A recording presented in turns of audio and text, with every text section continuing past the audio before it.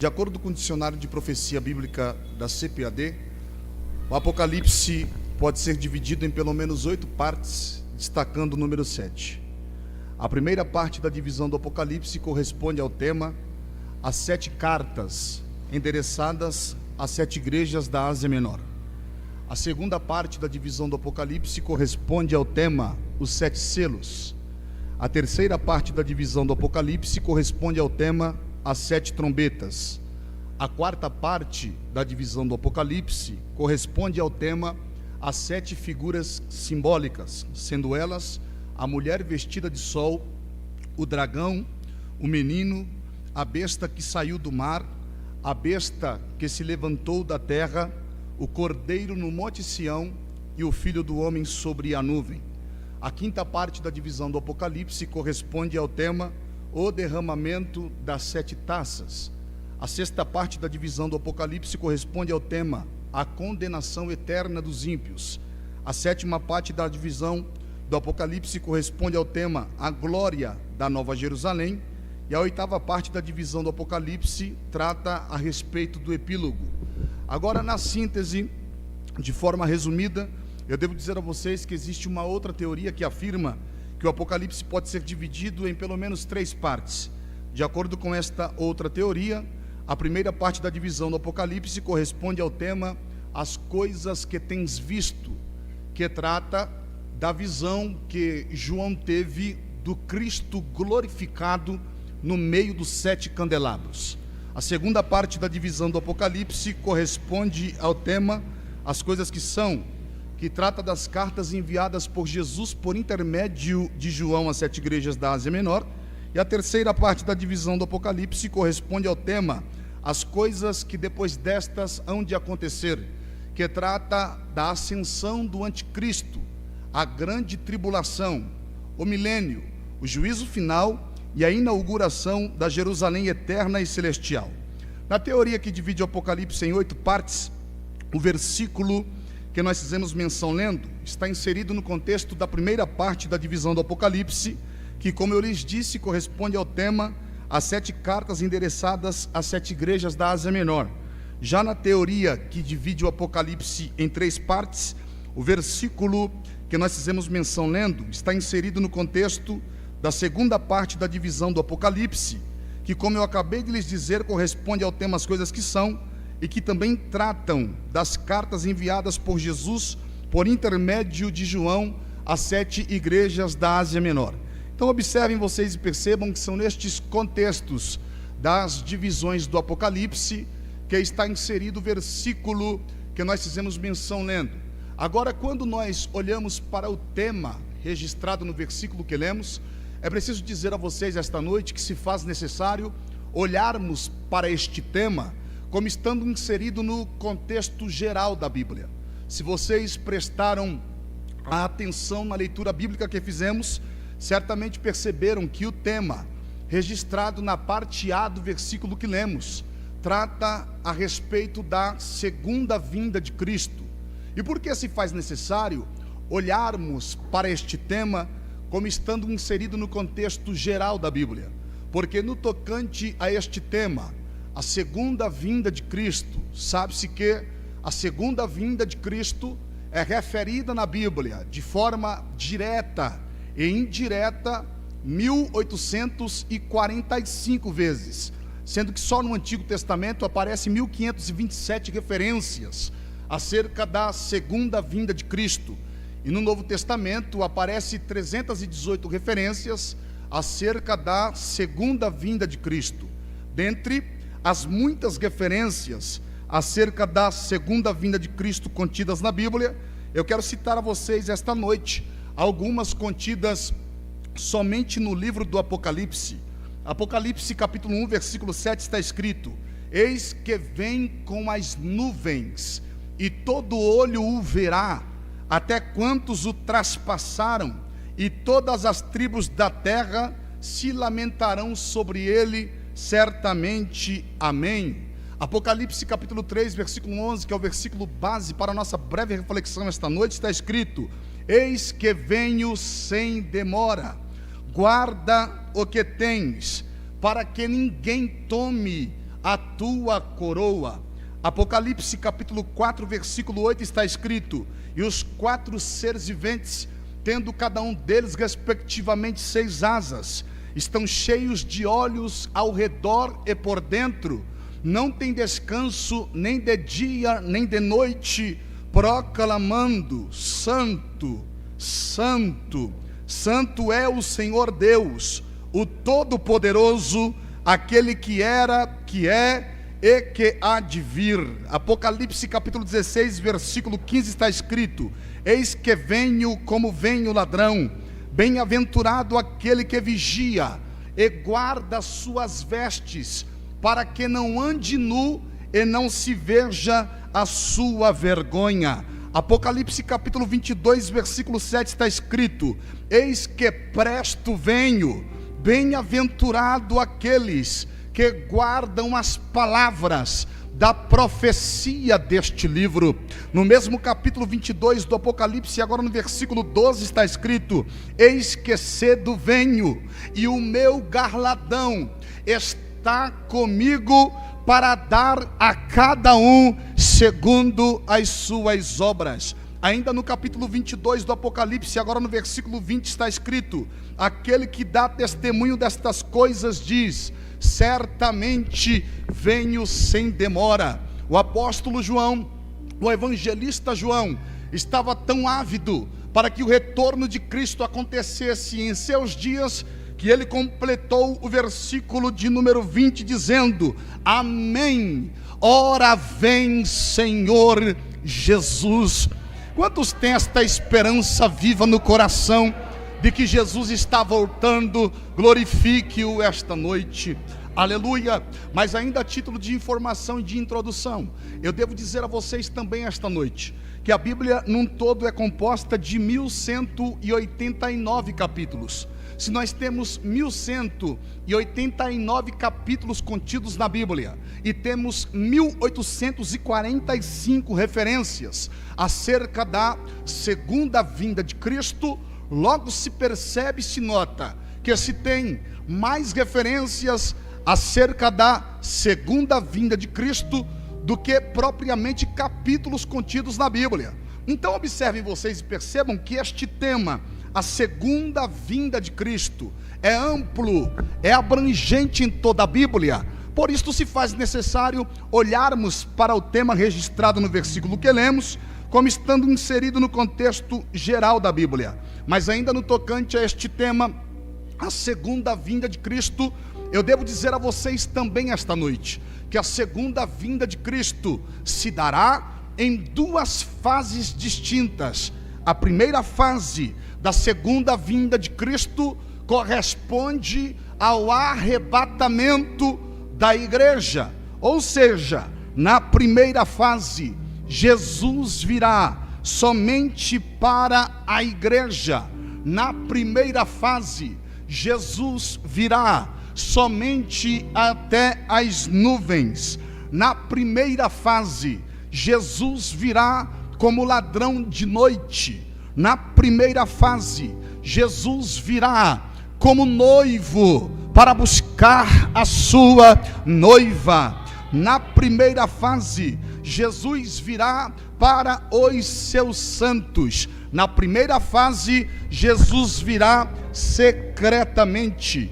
Já no que diz respeito à segunda fase da segunda vinda de Cristo, sabe-se que a segunda fase da segunda vinda de Cristo corresponde à vinda de Jesus Cristo literalmente até esta terra. Ou seja, na segunda fase, Jesus virá até esta terra, pisará os pés no Monte das Oliveiras, lá em Jerusalém, e o monte se fenderá pelo meio. Na segunda fase, Jesus virá para julgar as nações com vara de ferro. E é importante que todos vocês compreendam isto esta noite, porque na atualidade, nos dias de hoje, nós temos Jesus Cristo como o advogado da igreja. Hoje Jesus advoga as causas da igreja, ele advoga as causas da noiva. Existe um louvor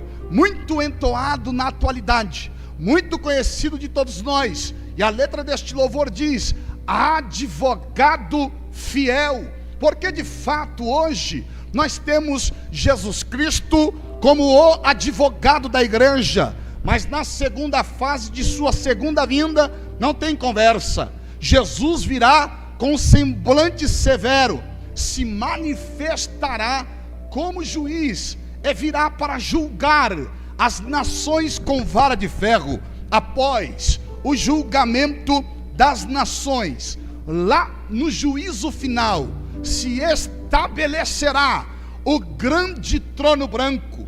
Jesus se assentará sobre este trono como juiz, e terão que se apresentar diante dele todos os ímpios da face da terra, desde o primeiro até ao último ímpio, todos aqueles que não valorizaram o sacrifício vicário de Jesus Cristo na cruz do Calvário, todos aqueles que não levaram Deus a sério, aqueles que zombaram do sacrifício expiatório de Cristo, terão que se apresentar diante dele para a prestação de contas. Todos aqueles que amam mais os deleites desta vida do que ao próprio Deus, no juízo final estarão lá os ímpios de todos os tempos, os adúlteros, os fornicadores, os prevaricadores, os homicidas, os assassinos, os ladrões, os beberrões, os suicidas, as prostitutas, os efeminados, as lésbicas, os pedófilos, os bruxos, os feiticeiros, os macumbeiros, os idólatras, os mentirosos, os avarentos. Estarão lá até mesmo muitos daqueles que frequentaram a igreja, muitos daqueles que participaram de cultos como este que nós participamos esta noite, muitos daqueles que fizeram parte de departamentos da igreja, muitos daqueles que louvaram com maestria, muitos daqueles que tangeram instrumentos, muitos daqueles que lideraram, muitos daqueles que pastorearam, muitos daqueles que pregaram com autoridade, mas na verdade nunca levaram Deus a sério, viveram de aparência, vestiram uma roupagem, maquiaram-se, disfarçaram-se dentro da igreja, glória a Deus e aleluia, dentro da igreja, aparência de santo, mas ao saírem fora da igreja, brincaram com o santo, profanaram o sagrado, jogaram lama no nome de Jesus Cristo, escandalizaram o evangelho genuíno do nosso Senhor e Salvador Jesus Cristo. Olha bem aqui para mim, entenda isto, vocês precisam de entender isto esta noite. Não vai ficar de graça. Jesus trará juízo sobre todos que vivem de forma inconsequente, com atitudes inescrupulosas. Aleluia. Se você puder verbalizar, verbalize isto para alguém, dizendo: desperta. Diga isto para alguém: desperta. Diga isto para alguém. Escolha alguém, diga: desperta, Jesus está voltando. Aleluia. Ou vocês estão pensando que vai ficar de graça? E a Bíblia me faz entender que o juízo divino vai começar primeiro de dentro da casa. É aqui que vai começar o juízo. É por isso que a Bíblia diz que é melhor não conhecer do que conhecer e não obedecer. Não vai ficar de graça esta bagunça, esta baderna que está acontecendo principalmente dentro das igrejas. Quantos mentirosos, quantos lobos vestidos de ovelha, quantos fraudulentos, quantos avarentos, quantos escarnecedores de Deus, quantos prostitutos do evangelho, quantos adúlteros, quantos fornicadores, quantos zombadores da cruz de Cristo, quantos semeadores de contenda dentro da igreja, quantos disputando, brigando por cargo dentro da igreja, quantos apóstatas dentro da igreja, inimizade dentro da igreja, irmã A que não fala com a irmã B, ainda diz assim: não gosto do jeito dela, não vou com a cara dela, não gosto de ouvir a voz dela, ela me irrita, não gosto nem de sentar do lado dela no culto, ainda diz, ainda acha que vai morar no céu. Não sei para que céu você acha que vai, me perdoe a expressão, mas a verdade é esta: só se for para o céu da boca da onça, porque a Bíblia que eu carrego, a Bíblia que você carrega diz que para subir tem que seguir a paz com todos, é a santificação, sem a qual ninguém verá a Deus. Aleluia, aleluia. Eu sinto a presença de Deus aqui. Glória a Jesus, glória a Deus. Eu sinto a presença de Deus aqui esta noite. Deixa eu dizer a vocês: haverá um dia de prestação de contas. Jesus trará juízo. Ele vai separar o joio do meio do trigo, vai tirar os bodes e os lobos do meio das ovelhas, vai tirar quem não tem compromisso do meio dos que têm compromisso, vai tirar os falsos do meio dos verdadeiros. Haverá um dia de prestação de contas, mas enquanto os ímpios de todos os tempos estiverem na arquibancada dos réus, no juízo final, prestando contas ao nosso Senhor e Salvador Jesus Cristo, por viverem com atitudes inconsequentes e inescrupulosas, a Bíblia me faz entender que nós, os salvos, estaremos trabalhando a serviço do nosso Senhor. Primeira carta de Paulo aos Coríntios, capítulo 1, versículo 2, na parte A, Paulo descreveu dizendo: não sabeis vós que os salvos julgarão o mundo? Eu lhes pergunto esta noite: em que arquibancada você vai estar no juízo final? Vai estar na arquibancada dos réus, por viver de aparência, por não levar as coisas de Deus a sério, por brincar com as coisas de Deus? Ou você vai estar na arquibancada dos salvos, trabalhando a serviço do Senhor? Quem faz parte dos salvos esta noite, se manifeste, abra bem a sua boca e agora, e glorifique ao Senhor. Aleluia, glória a Deus. Na segunda fase de sua segunda vinda, todo olho o verá. Na segunda fase, Jesus virá como Rei dos Reis, Senhor dos Senhores, e virá para reinar. Na segunda fase, Jesus virá com os seus santos. Na segunda fase, Jesus virá publicamente. Em rápidas palavras, eu quero me deter em assuntos concernentes à questão da primeira fase da segunda vinda de Cristo, no que diz respeito ao arrebatamento da igreja, que é um evento que irá marcar a primeira fase da segunda vinda de Cristo. Nós encontramos na Bíblia diversas referências que dão base para este tão glorioso evento. A princípio, eu quero citar somente algumas para vocês. Primeira carta de Paulo aos Tessalonicenses, capítulo 4, versículos 16 e 17. No versículo 16, o apóstolo Paulo descreve: porque o mesmo Senhor descerá do céu com alarido, e com voz de arcanjo, e com a trombeta de Deus, e os que morreram em Cristo ressuscitarão primeiro. No versículo 17, o apóstolo Paulo continua descrevendo: depois nós, os que ficarmos vivos, seremos arrebatados juntamente com eles entre nuvens, a encontrarmos o Senhor nos ares, e assim estaremos para sempre com o Senhor. Quem tem esta esperança viva no coração? eu ainda tenho esta esperança. Se o motivo principal pelo qual vocês estão congregados aqui esta noite é porque vocês querem passar a eternidade com Cristo, se o motivo principal pelo qual vocês jubilam, pelo qual vocês adoram ao Senhor esta noite, pelo qual vocês tributam louvores a Ele esta noite, é porque vocês querem passar a eternidade com Ele, se o motivo principal não é para que Deus entre com providência na sua vida sentimental, não é simplesmente para que Deus entre com providência na sua vida na área financeira, não é simplesmente para que Deus abra uma grande porta diante de você, não é por causa de uma chave, se o motivo principal pelo qual vocês estão adorando a Deus aqui esta noite